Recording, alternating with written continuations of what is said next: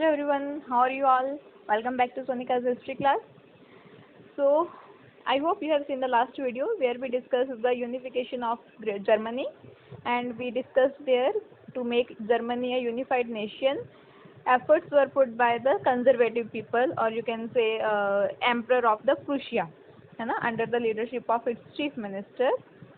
Now here we will see Italy as unified nation. Here also major efforts were put by the conservative people only. Here by conservative we mean the monarch, or you can say the emperors. Okay, not because the efforts of other revolutionaries or liberals, they were failed. So then these conservatives, they wanted to make these states into a unified nation. They wanted to develop these areas under their guidance, or you can say they wanted, they want to dominate these areas, larger areas, not the smaller parts. So let us get started with Italy.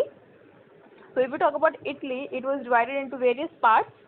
Italians were scattered over several dynastic states as well as a multinational Habsburg Empire. So let us first understand the geographical condition of history before Italy before unification. We will be starting from southern part of Italy first. This and this. These were two different parts. This was a smaller island type. This was known as two Sicilies. Okay, two parts. Two Sicilies. They were under the Bourbon kings of Spain. Okay, so this was captured from Spain in 1860. We'll study. Then this central part, purple color. This was under the. This was called as the Papal State. Papal, Papal State. It was under Pope. Pope means he was the Roman, you can say, head of Roman Catholic Church. Then comes this green part, northern Italy. It was under the rule of Austrian Habsburg Empire. Okay, it was under Austria. We have seen in the previous video also that Austria was very great power that time. It had control over different regions of different countries. Then comes this orange, light orange or skin color part. These two parts, these were the only parts or only regions of Italy which were ruled by the Italian princes. Okay, means these parts were under Italian princes. Okay, but now the remaining parts, these were to be taken from different powers. One was from Austrian Empire, then from Pope, then from Bourbon kings of Spain. Okay, so these three major places were to be unified. Others, these two places are known as Sardinia and Piedmont. They were already under the rule of Italian princes. Okay, so now we will start how this all happened, how it got unified. Let's get started. Here you will understand little better. Northern Austrian Habsburg Empire. Okay, it was under Austria. Central Italy, Pope state. It was ruled by Pope, the head of Roman Catholic Church. These two parts which I said, Sardinia and Piedmont, it was under the Italian princely house, means the only part of Italy which was ruled by Italian people. Here it was ruled by King Enamel II. We will see. Then these two parts, these are known as two Sicilies, Bourbon kings of Spain. Okay, kingdom of both Sicilies were ruled by Bourbon kings of Spain. Now Bourbon dynasty we have seen in France, that King Louis XVI, he was from Bourbon family, but it is not so that Bourbon dynasty was there only in France. Okay, Spain, even the kings of Spain, they were from the same dynasty, and they ruled the southern part of Italy. Okay, so till now I hope you are clear with the geographical you can say area of Italy, that how and who ruled these areas, right? Let us just revise once again. Sardinia, Piedmont already under the Italian princes. Northern Italy under Austrian Habsburg Empire. What was Habsburg? We will see that also. Center was under Pope. Then southern Italy, which was called two Sicilies, it was under Bourbon kings of Spain. Let us show you Habsburg Empire. This was the symbol.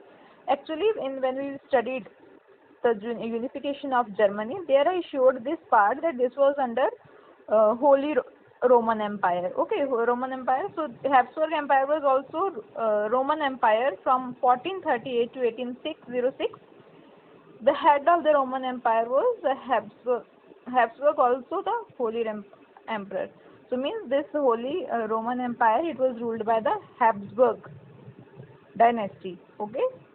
So empire itself is not considered as a part of Habsburg monarchy. Okay, it was the, you can say, people, those who ruled Roman Empire also. Now let us get started. First we will see the different personalities who had played important role in the unification of Italy.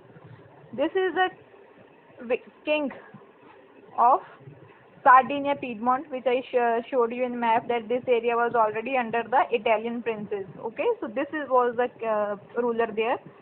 One of Italy's independent state was the Kingdom of Sardinia. Okay, so Sardinia Kingdom was the independent state which was under the rule of Italian king only. It was ruled by King Victor Emmanuel II. Remember this name, Victor Emmanuel II, and his prime minister Count Camillo di Cavour. No need to remember this big name. You can just remember Cavour. Okay, CC Cavour, or you can just write Cavour. Okay. So Victor Emmanuel II was the king of Sardinia Piedmont, and his prime minister was Cavour. Okay. So major role or major responsibility was given to his chief minister Cavour to unify other parts of Italy. Okay. Now Cavour wanted to promote Italian industry, to reduce the power of the Catholic Church and promote the country of Sardinia. Sardinia, they wanted to expand. They wanted to remove the Catholic Church influence from central Italy. Yes, central Italy we have seen, which was known as Papal States ruled by Pope. Okay. So now another was Giuseppe Garibaldi. Okay. Another important personality in the unification of Italy. Leader of nationalists, red shirts, as you can see himself also wearing red shirt, invaded Sicily with the help of Cavour and defeated that kingdom, and then helped to unify under King Victor Emmanuel. What did he do? He had played important role in unifying two Sicilies. Okay, Sicilies we have seen the southern part, which was under the Bourbon kings of Spain. Okay, so that part was unified, or that part was liberated by Giuseppe Garibaldi, and then it was unified. Okay, and then let us see the major personality Cavour, the Prime Minister of Sardinia, Prime Minister of Kingdom of Piedmont Sardinia, used diplomacy and alliance to increase the Piedmont Sardinia power. He was a very diplomatic person, Cavour, Prime Minister of Sardinia Piedmont. He was very diplomatic, and he used his tactics to increase his influence. What were those tactics? Let us see. Now get started. So as we have already seen, Italy was divided up into 7 states during the middle of the 19th century. The north was under Austrian Habsburg and the center was under Pope. Pope is the Bishop of Rome as head of Roman Catholic Church. Okay, Pope meaning I have written here. And the southern regions were under the Bourbon kings of Spain. This we have already discussed. Only one was Sardinia Piedmont was under an Italian princely house, Victor Emmanuel, that I told you. Not only this, the Italian language was not common form and had many regional and local variations. Means as we see that this Victor Emmanuel II, he wanted to unify Italy. So by Italy, what did he mean that time? It means people, those who speak Italy, where all they were scattered. Okay, so those areas they wanted to unify as one nation. But Italy, Italian language, it was also not common for all. Okay, so there were many regional variations in that also. Means that common identity was not there. As we have already read that Giuseppe Mazzini, one of the great revolutionaries of Italy, had tried to unify Italy during the 1830s. Now if you remember, we read about Giuseppe Mazzini. Remember when we were studying the topic the revolutionaries. In the revolutionaries we studied mainly about Giuseppe Mazzini. We saw that he made secret societies named as Young Italy. Then he also led one revolutionary protest against the conservatives or against monarchies. He was sent on exile. Then there also he continued making secret societies, but he failed in his efforts. But he had a greater role great. He had played a great role. We cannot just say that whatever efforts he put, it failed. In the same way, if we see the revolt of 1857 in India, it was a failure. It could not achieve its motive, but then too it is called the first war of independence, right? Though Indians could not expel British from India, but then too it had a great influence, right? It brought so many changes. So in the same way, the efforts of Giuseppe Mazzini were considered that time to unify Italy. Though his efforts, he could not get success in his efforts, but yes, it had a great influence. Okay, so he already tried in 1830 to unify Italy. He had also formed a secret society called Young Italy for the fulfillment of this goal. Why secret society? That also we saw. Give me that answer in the comment section. But the failure of the revolutionary uprisings, both in 1831 and 1848, turned the responsibility of unification of Italy on shoulders of King Victor Emmanuel II, who was the ruler of Sardinia Piedmont. Now, as the efforts of Giuseppe Mazzini failed, he could not get success. So now the responsibility was on the Italian prince Victor Emmanuel II. Okay, who was the king of Sardinia Piedmont, the Italian house. Now, this was to be done through war. It was very obvious, because it is not so that he will ask the Austrian kings who were ruling in northern Italy, they'll ask to leave, this is our country, and they will leave, right? So it was not so simple. It was very obvious that it will be done through war. Okay. So the elites of this region, means those who were rich or influential members, favored for the unification of Italy, as this would offer them economic prosperity and political dominance. Now, one thing you need to understand, that after unification, it is not so that there will be democratic government adopted. No, we have seen in Germany also, after unification, that King of Prussia was declared as the emperor, right? Here also we will see the same. Now, why then King Victor Emmanuel II wanted to unify Italy? The major reason was he wanted more economic prosperity, okay, more dominance, more political dominance, or dominance on larger areas. Otherwise, he was ruling only Sardinia Piedmont, which was very small area. Now, if he will unify Italy, he will have more political dominance, and he will also have economic prosperity, right? So this was the reason he wanted to unify Italy. If one more question can be asked, so you can write this answer. Then, just like Germany, a chief minister played an important role in the unification of Italy. As we have seen in the case of Germany also, major role was played by the chief minister. What was the name of chief minister of Germany that time? Write to me in the comment section. Take this as your homework.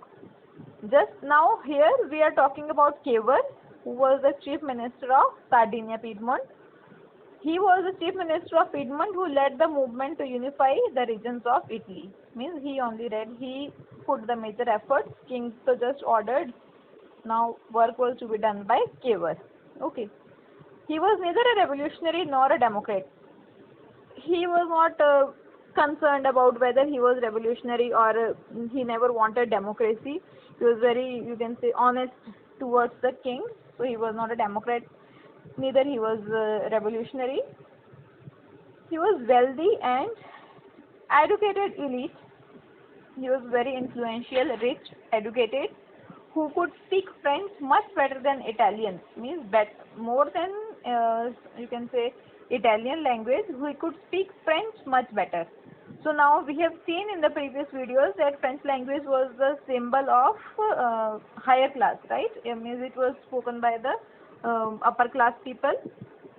Now here the chief minister of Sardinia Piedmont also could speak good French language, better than Italian language. So this was the diplomacy. These were the diplomatic skills. It was due to this diplomacy that Cavour that allowed Sardinia Piedmont along with France defeat the Austrian forces in 1859. So it was because of his good relations with French people, okay, with France, which defeated Austrian forces in 1859. Now Austria, again I am showing you in map. so that you understand this part. Okay. Um, this part was Austria, right? So from here, which was ruled by Habsburg Emperor. So this part was taken up in 1859 by Cavour with the help of France. Okay, because he was diplomatic, knew good, he could speak French very nicely. Okay, so the Austrian forces were defeated from northern part of Italy in 1859. Now comes, apart from the regular troops, a large number of people voluntarily joined the army of Giuseppe Garibaldi. Now we are taking the another personality, Giuseppe Garibaldi, regarding whom we read that he had unified the southern Italy, which was called Two Sicilies. Okay, so apart from the regular troops, he had his own troops, which were known as red shirts. Okay, one more question is asked here, that who were red shirts? Red shirts were the troops of Giuseppe Garibaldi, who had played an important role in unifying Italy, southern Italy, or you can say kingdom of Two Sicilies. So apart from regular troops, a large number of peasants, actually these were peasants only, voluntarily they joined the Giuseppe Garibaldi's army. So major army of Giuseppe Garibaldi was made up of peasants. He was an Italian general and nationalist. Okay, nationalist means those who are taking active part, like, and when we talk about Indian nationalist leaders, we have so many names like Bhagat Singh Azad, Bhagat Singh, Shekhar Chandra Azad, then Rajguru, then we say Jawaharlal Nehru, Mahatma Gandhi, है ना, Raja Manmohan Singh, and all that. So in the same way, he was also Italian nationalist. He was perhaps the most celebrated of Italian freedom fighters. Most celebrated freedom fighter means most popular freedom fighter. He was also member of Mazzini's Young Italy movement and participated in a Republican uprising in Piedmont in 1834. He was also member of Giuseppe Mazzini's secret society, Young Italy. Okay, and he also participated in a Republican uprising in Piedmont in 1834. Means he already was very popular amongst masses in Italy. Garibaldi led his volunteer forces in 1860 into southern Italy and kingdom of the Two Sicilies and succeeded in winning the support of local peasants. Local peasants gave him support in order to remove the Spanish ruler who were from Bourbon dynasty.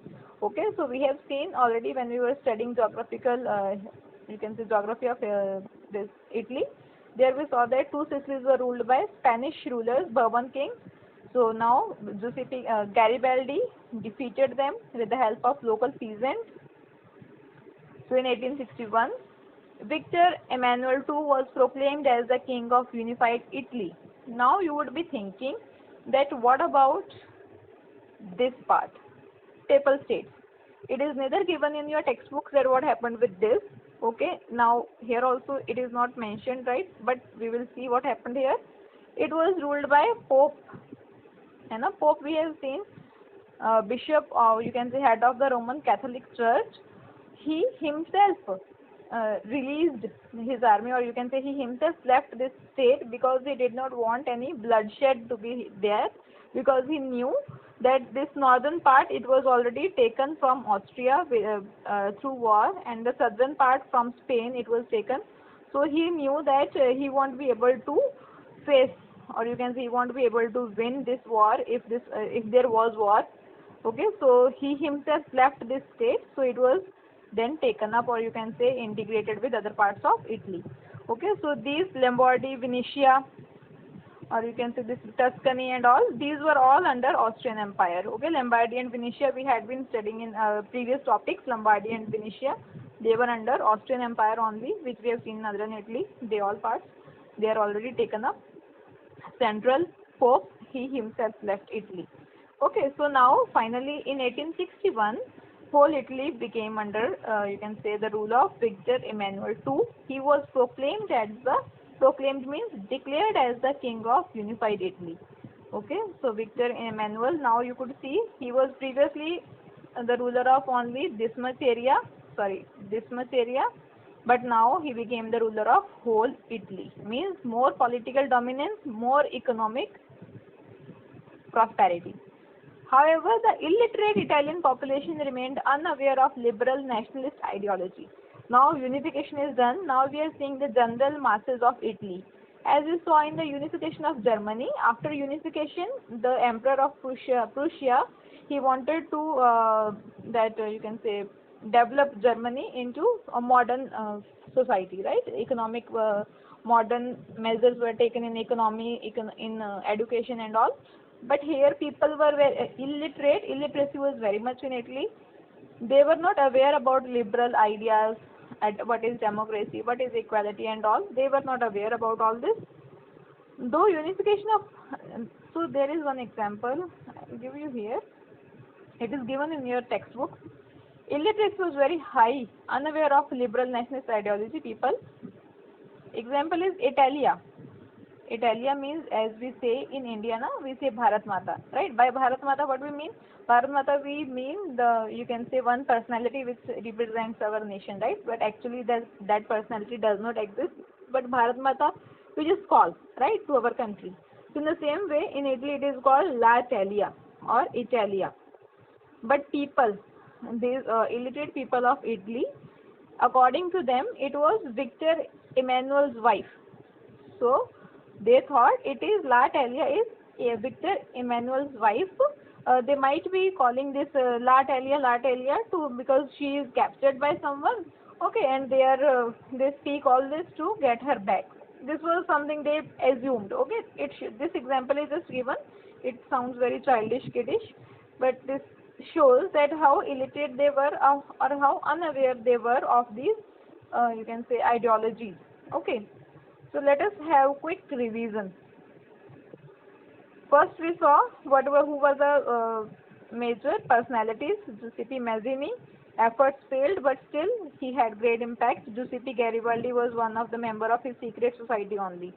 Then second was Victor Emmanuel II, who was the king of Sardinia Piedmont, who gave the responsibility of unifying Italy to his chief minister, Cavour. Cavour, how he was, he had good relations with France, could speak good French language. With his efforts and with the help of French armies, Austrian forces were defeated in 1859. So northern Italy with the Lombardy, Venetia, Tuscany, etc., it was taken, or you can say won, in 1859. He was neither a revolutionary nor a democrat. Then comes Giuseppe Garibaldi. With the support of local peasants, he was successful to drive out Spanish rulers from two Sicilies. And then Pope, he himself left the central Italy, which was called Papal States. Okay, this is what I hope you have understood, and this is the geographical division we have seen before unification, and this is Italy after unification. Okay, this whole bluish part, this is Italy after unification. I hope you have understood. This map, this is the map given in your textbooks also. It shows the years, in which years these parts were taken up. Okay. Now, unification of nation took place in various parts of Europe, but the idea of nation or the nation state, as some scholars suggested, is the Great Britain. Now, till now we have read the unifications of two countries. One was Germany, and now Italy we have read. But few nationalists say that the model of the nation state or the unification, it remained Great Britain. Okay, so the case of Britain was something strange. Why the case of Britain's unification was strange, we will be seeing in the next video. Okay, I hope you have understood this topic, unification of Italy. It was very easy, interesting also. If you have any queries, please write to me in the comment section. Take care.